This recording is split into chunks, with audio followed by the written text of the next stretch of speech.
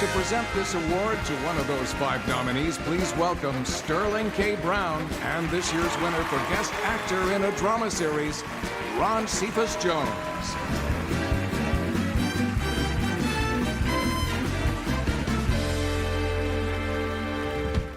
Remember when the Emmys actually meant something? When winning an award was a sign that a TV show had truly reached the pinnacle of excellence? Those days are long gone.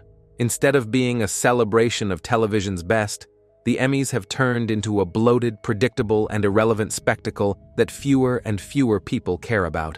But why have the Emmys fallen so far? For decades, the Emmy Awards were the Super Bowl of television, honoring the most groundbreaking and beloved shows. But over the last decade, viewership has plummeted, leaving the event struggling to stay relevant. With fewer people tuning in, the ceremony feels more out of touch than ever. Meanwhile, the same shows and actors dominate year after year, leading to accusations of favoritism and snubbing truly deserving talent. And let's talk about diversity, or the lack of it. While the Emmys have made some strides in recognizing more diverse talent, many critics argue it's still not enough. Add in various controversies, like category fraud, awkward speeches, and bizarre production choices, and you've got a show that seems to be crumbling under its own weight. So, what exactly is wrong with the Emmys? And is there any hope of a comeback? Let's break it down. But before we start, let me ask you this. I'm aiming to reach 1,000 subscribers in just 2 months, so if you enjoy my content, please hit that subscribe button and turn on notifications. Let's grow this amazing community together. Thank you for your support. The numbers don't lie. The Emmys are losing viewers at an alarming rate. Just a decade ago, the ceremony was a major TV event, with millions tuning in to see their favorite shows and actors take home awards. But in 2024, the Emmys hit an all-time low, drawing only 4.3 million viewers, a staggering drop from the 17 million who watched in 2013. So, what happened? One major reason for the decline is a complete shift in how people consume TV. Streaming has changed everything. Back in the day, everyone watched the same big network shows, hits like Friends, Breaking Bad, or Game of Thrones. Now TV is more fragmented than ever, with hundreds of streaming platforms and niche shows catering to smaller audiences. Many of the Emmy-nominated series are critically acclaimed but not widely watched, meaning casual viewers have little incentive to tune in. Then, there's the award show fatigue. Let's be real. How many people still get excited about award shows? The Oscars, the Golden Globes, the Grammys. They're all struggling to keep audiences engaged. The Emmys in particular feel long, repetitive, and often lack the kind of viral moments that get people talking.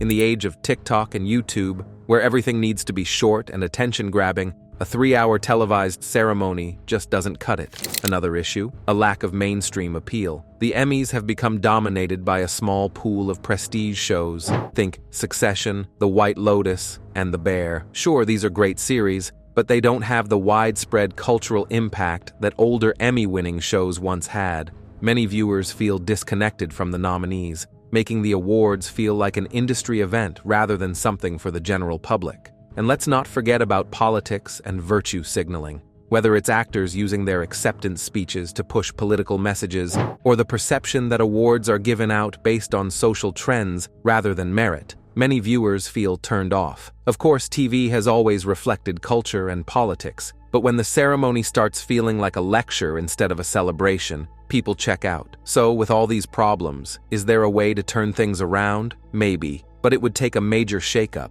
The Emmys need to find a way to connect with younger audiences, shorten the ceremony, and make the show feel like a true celebration of TV, not just an industry insider event.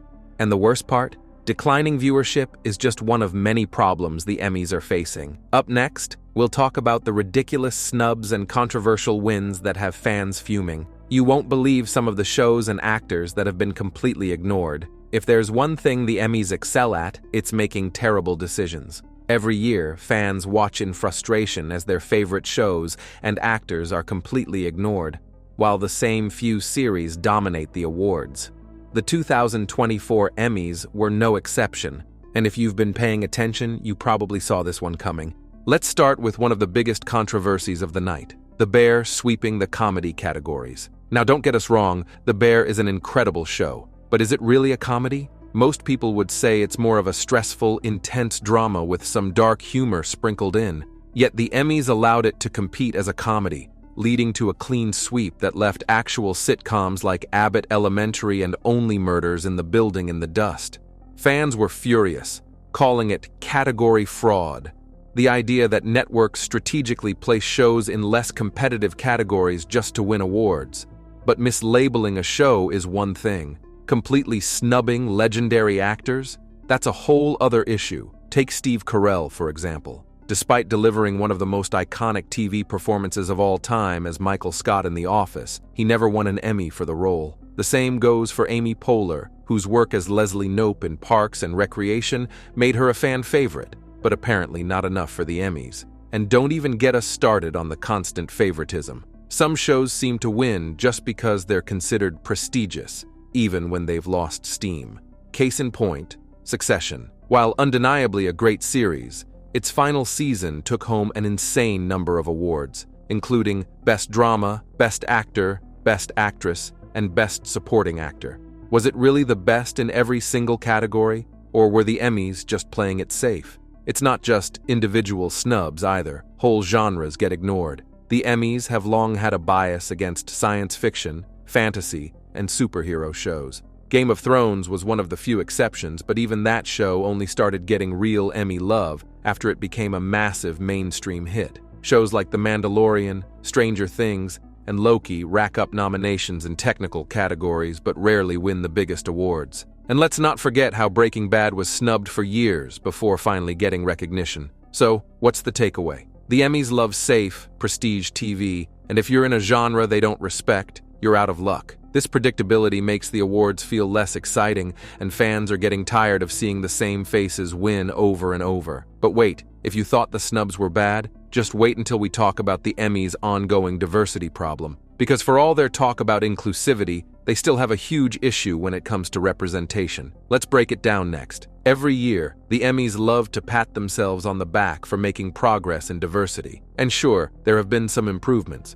More actors of color are getting nominated, and we've seen historic wins in recent years. But when you dig a little deeper, it's clear that the Emmys still have major problems when it comes to true representation. Let's start with Latino representation, or rather, the lack of it. The numbers don't lie. Despite Latinos making up nearly 20% of the US population, they're barely represented at the Emmys. In 2020, there was only one Latino actor nominated across all acting categories. One. And while Black actors have seen an increase in wins, Latino and Asian actors continue to be overlooked year after year. The Emmys claim to celebrate the best in television, but how can they do that when entire communities are barely recognized? Then there's the issue of who actually wins. Even when people of color are nominated, they rarely take home the trophy. The 2020 Emmys, for example, made headlines for having a record number of Black nominees, but when the night was over, only a handful of them had won.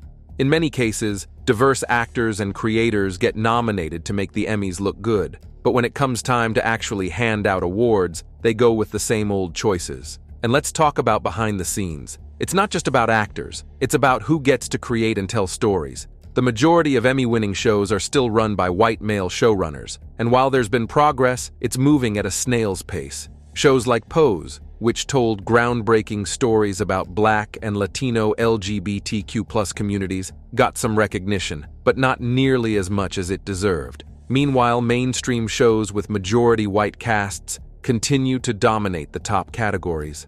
And when diverse shows do win, it often feels like a one-and-done situation. A show like Atlanta might win big one year and then be ignored the next. This makes it feel like the Emmys are just checking a box instead of truly embracing diverse storytelling. So, what's the fix? For starters, the Academy needs to actually reward diversity instead of just talking about it. It's not enough to have diverse nominees if they're never going to win. The Emmys need to take a hard look at their biases and start recognizing a wider variety of stories, not just the same prestige dramas starring the same faces. And if you think this is bad, wait until you hear about some of the biggest scandals and controversies in Emmy history.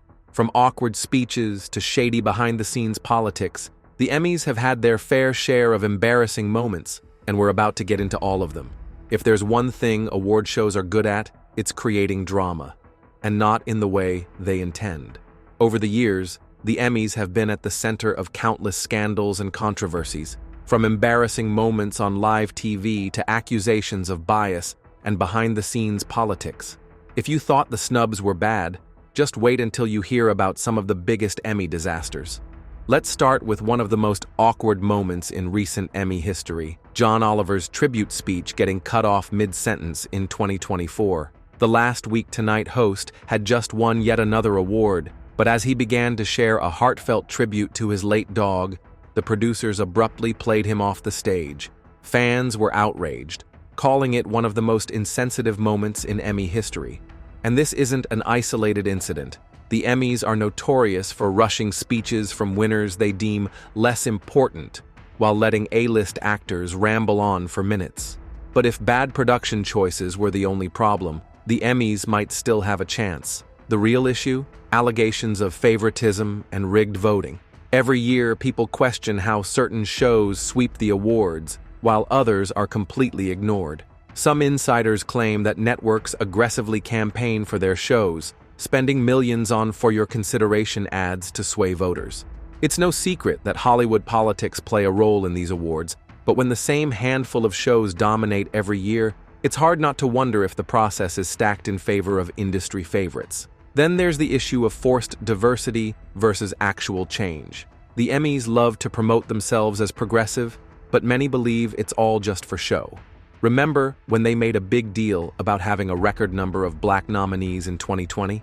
They even did a whole segment on diversity, only for most of those nominees to go home empty-handed. This led to accusations of performative wokeness, where the Academy highlights diversity when it benefits their image, but fails to make real systemic changes. And let's not forget the bizarre and cringeworthy hosting choices.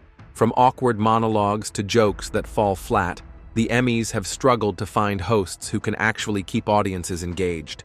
Some years they try too hard to be funny, like in 2018 when Colin Jost and Michael Che's dry humor completely flopped with audiences. Other years, they've gone hostless, which somehow made the show even more awkward. At the end of the day, the Emmys keep shooting themselves in the foot with bad decisions, questionable winners, and moments that leave fans rolling their eyes instead of celebrating TV. But even with all this controversy, there's still one more problem that might be the final nail in the coffin. The Emmys are becoming completely irrelevant. Up next, we'll talk about why winning an Emmy doesn't even matter anymore.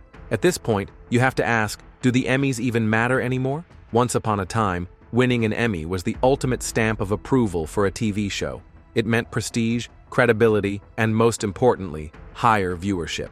But today, an Emmy win barely moves the needle. Think about it. When was the last time you heard someone say, "Oh, this show just won an Emmy, I need to watch it"?